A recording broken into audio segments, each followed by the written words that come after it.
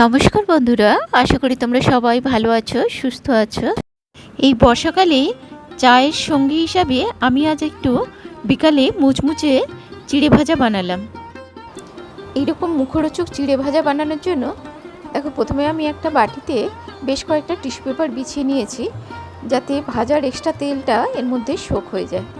এবারে কড়াইতে বেশ কিছুটা তেল নিয়ে প্রথমে কিছুটা কাজু বাদাম ভেজে তুলে রাখলাম। এবারে এতে আমি দিয়ে দিব বেশ কয়েকটা কিশমিশ। এটাকেও এইভাবে আমি ভেজে নেব। তবে তোমরা যদি কিশমিশ পছন্দ না করো, এটাকে কিন্তু স্কিপ করতে পারো। এবারে এর মধ্যে আমি বেশ কিছুটা চিনেবাদাম ভেজে নিলাম।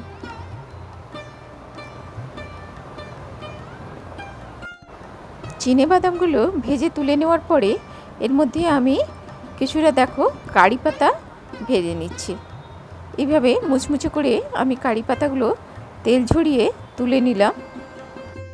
একটা শুকনো লঙ্কা ভেজে নিলাম। সমস্ত ভাজা আমি টিস্যু পেপারে রেখেছি, যাতে এক্সট্রা তেলটা শোক করে নেয়। এবার প্রয়োজন মতন একটু পাতলা চিড়া নিয়ে ঝুড়িতে ঝেড়ে এইভাবে গুঁড়ো অংশগুলো বাদ দিয়ে দেব এবং চিড়েকে এইভাবে তেলের মধ্যে ছেঁকে ভেজে তুলে রাখবো। এইরকম চিড়ে ভাজা কিন্তু খুব সহজে এবং খুব তাড়াতাড়ি হয়ে যায় এবং এয়ারটাইট কৌটোতে রেখে এটাকে কিন্তু বেশ কয়েকদিন ব্যবহার করা যায়। আমি এখানে আমার প্রয়োজন মতন চিড়েকে ভেজে নিলাম।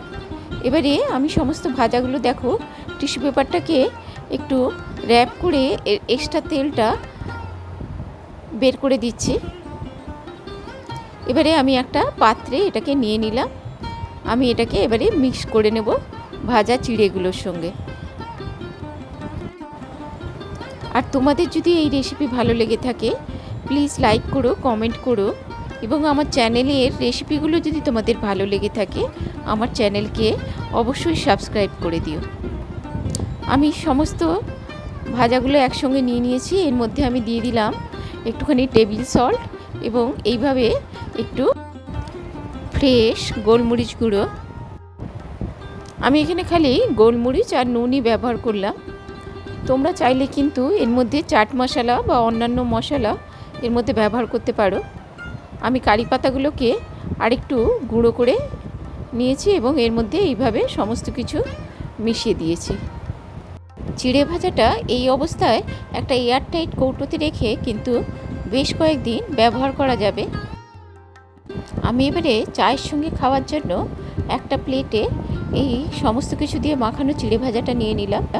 এবারে এর সঙ্গে আমি দিয়ে দিব কিছুটা কুচানো পেঁয়াজ আর একটুখানি কুচনো কাঁচা লঙ্কা এবং শসা।